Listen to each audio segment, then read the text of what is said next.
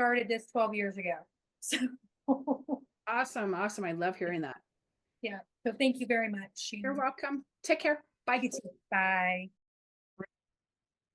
Recording in progress. Welcome to the Cleaning Business Life podcast, the show where real life meets cleaning business success. I'm Shannon Miller, your host and cleaning business coach with over a decade of hands-on industry experience. That's 15 years for 2025. And I'm also joined by my incredible co-host, Jamie Runco. Together, we bring you real life stories from cleaning business owners and guests who have been in the trenches just like you. You'll leave with small, actionable steps that you can implement today to boost your profits and simplify your cleaning business and your life.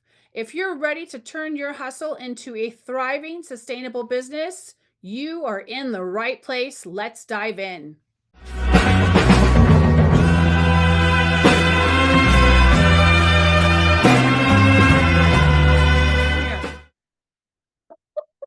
Hello, hello, hello. Hello, long time no see. Welcome back. Woohoo. Today, we are going to talk about something that needs to be addressed, and I haven't had a chance to actually address it in a while. And it is, it comes up every once in a while. Sometimes thankfully, things run pretty smooth for me most of the time. But this topic is what to do with reclean. So you offer a 24-hour or a 48-hour guarantee on the cleaning, and the customer calls you out on it, which is fine. And then what do you do when they call you out on it? Is there a protocol to follow? And what brought this up was an actual question in one of the groups. I'm not going to name names because I don't want to call anyone out, but it says, how do you handle recleans with part-time employees who work hours may not cover enough time to perform a reclean within the 48-hour guarantee? Jamie? So, I've seen that post and it's, I've seen similar questions like that. And let me tell you, none of my, employees are full-time, not one. I never Right. offer, full-time. It's always part-time. Um, it just ended up like that because it's based around kid drop off, kid pickup. You got that 6 hour window. Um, That's the and reason why we're mostly women. yeah, and that works great for a lot of women. Right. So there's that aspect. And uh there's one or two ways you can handle this. And the way that I would handle it is first communicate that with the employee. I don't know if this is a true W-2 employee or if they're subcontracting. There's always that stipulation. You're right. And if it's a subcontractor, it plays out a little differently. Right. If it's an actual employee, I you believe this person does have true W-2s. I don't remember oh every. yeah, so then you get a hold of the employee that and say, hey, Mrs. Smith got a hold of me and said there was some things missed.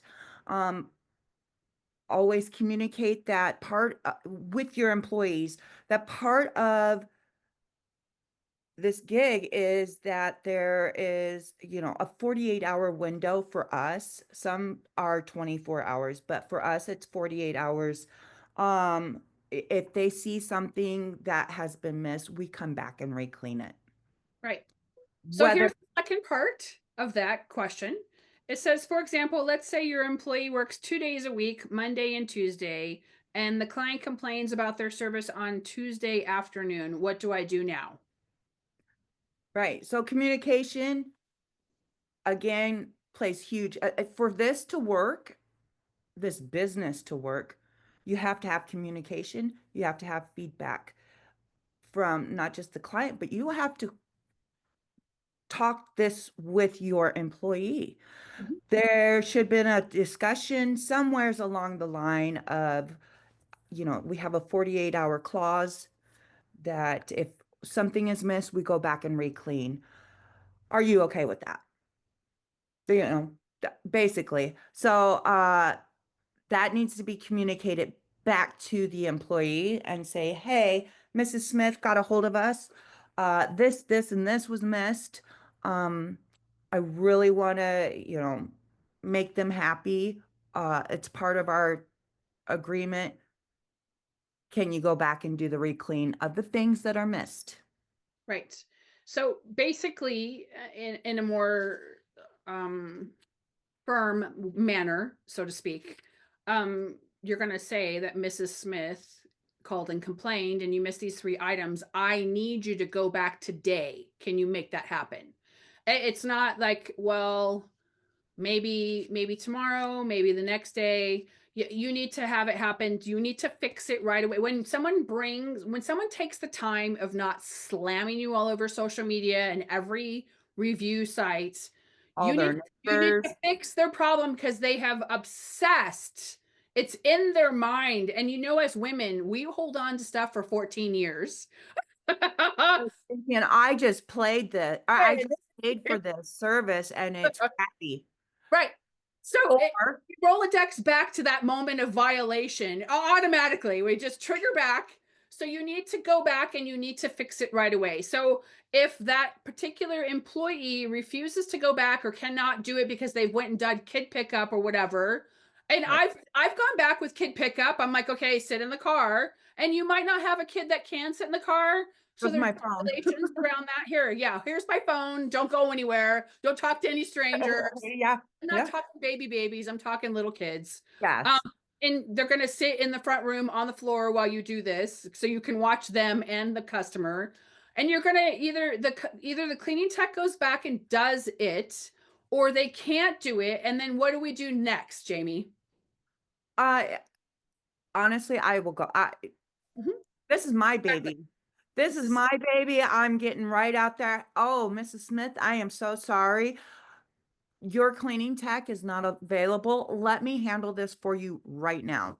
Hey, Right. what's going on, Shannon? My name's Mike. This is my brother Steve, and we own S&M Cleaning Solutions. And we just want to tell you thank you from the bottom of our hearts.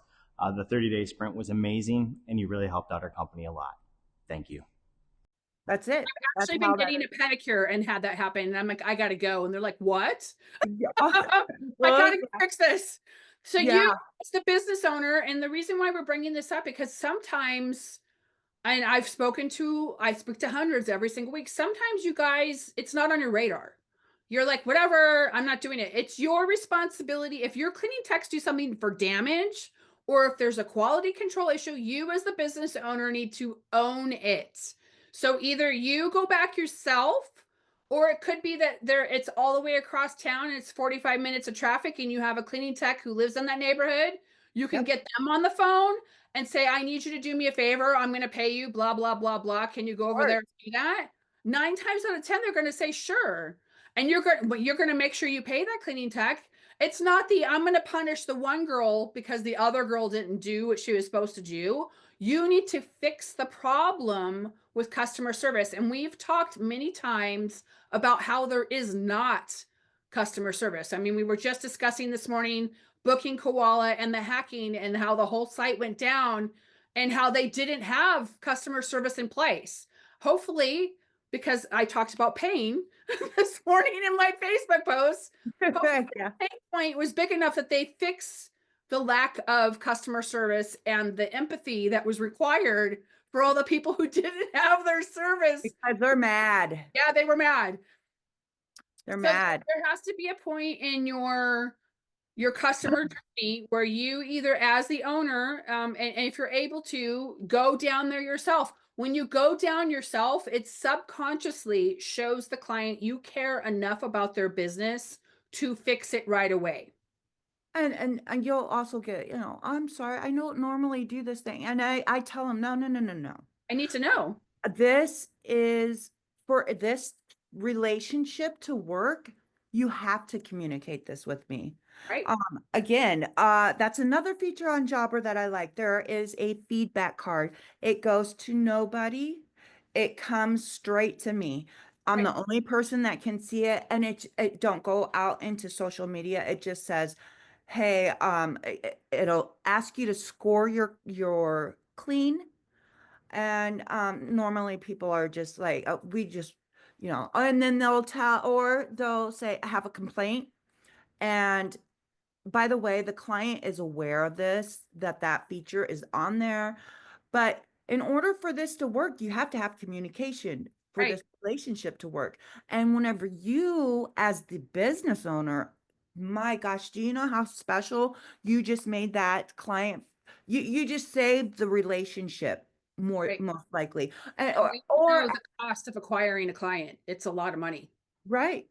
Or at best, this boils down, I feel, for this particular business owner that's asking this question, boils down to,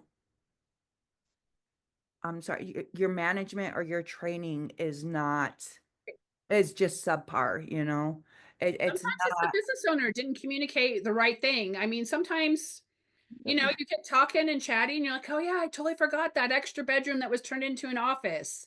It wasn't on the sheet. I'm really sorry. Can you go fix it for me? I'll totally make it up to you. Right, right. And even I had something like that this morning. I had no idea about two dogs that were in the laundry room. Mrs. Smith, oh, is that really? Hey, Mrs. Smith, that room's going to be skipped. I had no idea about the two dogs, and we'll discuss this, Blah, later. blah, blah. Yeah, blah, blah, blah. But anyways, this comes down to and what you should do moving forward with this particular cleaning tech, because they're not off the hook. No. You should have a policy in place that a verbal warning. If it happens again, then we're writing you up for actually on paper in your employee file. But it comes back down to you, or maybe not you, or whoever you're having train them. They need retrained. They're Right. obviously not hitting the mark that you are requiring. So you're going to have to roll your sleeves up and get out there and uh do it. Buck And it up, man. yeah, you just got to buck up and do it. So Uh, here's the rest of the actual post. It yeah. says, so I gave the example. The employee works 2 hours a week, Monday and Tuesday, and then it says, so you tell the employee they need to go back out. ... However, now the employee is done with working hours for the next week. Whether they have a second job or whatever reason, they don't work until Monday again. So again, you get a hold of the cleaning tech and say, I had a complaint. I need you to go back out and fix it. If you cannot get them to go back out and fix it because they're working their second job or whatever, then you're going to send another cleaning tech out there and you're going to pay them for doing that. Hopefully it's a lead and they can apologize and thank them for bringing it to their attention. Or you, as the business owner, is going to get up out of your office, drive across town, as inconvenient as it is. And sometimes it's just they just want to see you, right? Oh my Yeah. God, I haven't seen you in forever, Susan. How are the kids? And Yeah. sometimes it's just they want to visit.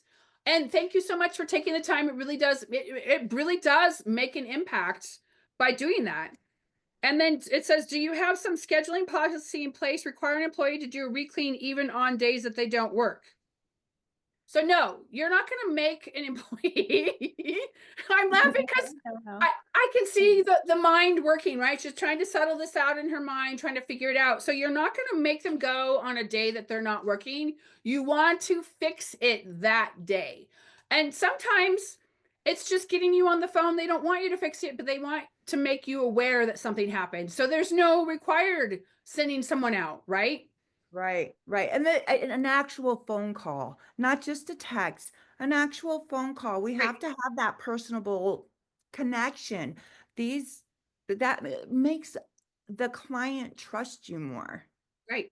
And stay with you, and not go and do a smear campaign on social media about how bad you handled the situation. Right. Don't be booking koala. I'm laughing, but I'm not laughing because it was I something mean, ridiculous. I was like, ouch. Well, seriously, and then to apologize through social media, it just, wow. Awful. But you, Ah, it's hopefully if you get slammed on social media, you can, I always recommend that you defend yourself as professionally as possible.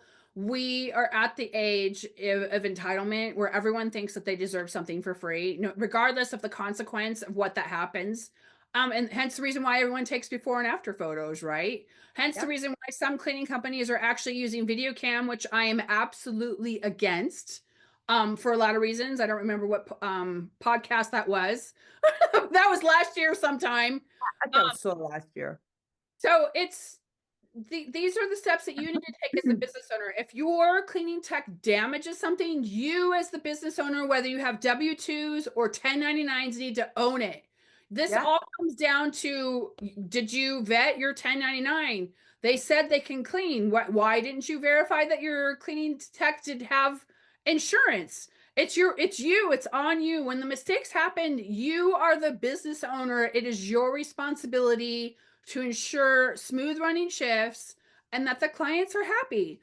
Now, I'm not talking about the crazy lady who has gone through 99 other cleaners. That's keeps getting brought up. We keep revisiting it. We're not going to talk about it today. We're No, just talking about genuine blips. It just happens every once in a while. right. And then, and I think you had a week, Shannon, where, blips happen and you have to reevaluate how you're running, how your cleaning techs are working. Check in with your clients too. Check in with them. How did your clean go today, Mrs. Smith? Right. How was Shannon and Jamie at your house today? Did it come out good? Check in on them, and then don't sit around and wait for that cleaning tech to get off because you're trying to hand it. She's trying to. I'm assuming she's trying to hand it to. It's you. You're the one that did the clean, you go back and do the reclean. No, this is your business. You're Right. the one that trained her or somebody else. Obviously, there's a flaw Right. in your, so somebody needs to be retrained somewheres, but you handle it And right. it doesn't need to be a public scolding either. If your cleaning techs mess up, I fondly, well, I don't fondly remember. Distinctly remember I was in a store and it was a retail location and the employee had made a mistake. So instead of compensating for the employee making a mistake, the manager comes in and there are 15 people in line, and starts to yell at this individual very loudly. And I'm starting to get mad because this person is shaming, and I have it's a huge trigger for me. I've gone to therapy for it. I'm I'm middle-aged, and it still triggers me every freaking time. I don't like to be publicly shamed ever, so I'm a big advocate for nobody being publicly shamed. And if you're being publicly shamed in front of me, I will say something. So I ended up saying something to this manager who felt it was his right to berate this poor W-2 who was in tears, in front of 15 other people. I'm like, this can be handled in the back without yelling or screaming or belittling. I go, you are an awful individual and I'm calling corporate and I'm going to be reporting you. This is obviously before cell phones were Right, prevalent. exactly. But you just remember those moments. So you don't, if someone's called out on social media, you want to address it as privately as possible. You want to do what Jamie's has suggested. You want to give a verbal, put it in your calendar because you're not going to remember if it's a verbal, or I gave a verbal warning to Mrs. Smith on such and such a date for this, slide it in their employee file or put it in their digital file, and then be done with it, because you won't remember. So much happens in cleaning businesses, you won't remember 3 months from the road. Like, what did this person do? I don't remember. Right, So right. that way you can have, a paper trail so you can remember and own it. Apologize. Yeah. Thank them for bringing it to your attention. They could have slammed you all over Facebook, Instagram. Look at that, they missed one hair, right? Yeah. Well, one hair, if you're paying for yeah, I get it. What it comes down to is a you factor, talk about not the just one your hair rule. cleaning tech. You know, maybe they're having an off day. Have you checked in with them before? It's almost like a smear campaign. You know, who knows if Totally. I have some of my cleaning techs are in some of the groups that I'm in, and you know, just yeah, you Try to just treat don't. everyone with dignity and professionalism. Absolutely, So that absolutely. you're not shaming anybody, because if I'm behind you, I'll say something. Yeah, You no, never know where Shannon's lurking. But yeah, we can talk about the one hair rule, and this is dependent. And we can actually elaborate. We could actually make this a whole podcast. oh, that's great. But it's the one hair rule depends on if that person has pets. Or have you went to the bathroom since? Did you know? Can you So talk about what happened? I mean, has pets 99% of the time knows that you're not going to catch all that dog fur. oh yeah, Person who does not have pets and you leave a hair behind, oh my goodness, you better have, the one hair rule. There should not be a one hair. And then some of us humans are more furrier than others. There's that. yes, that's 90 or something crazy. 90% of dust is human dry skin. Right. Especially if So you're on meds. yeah, I just or an elderly person, and I can go on and on. I'm going to tell you this. I dislike cleaning a super clean house. They're so hard. They are so hard Hard. to You're do. like, where was I? It's like, yeah, it's I like was here, right? I was at this point because everything you're like looking for dirt. it always, but yeah, it always feels like it takes so much longer because you just did I get everything? Because I know There's this person can see it. difference. You know. So, but yeah, whenever come back to that post, coming back to, and it's just not that post. I've seen that question asked a couple of times, and it just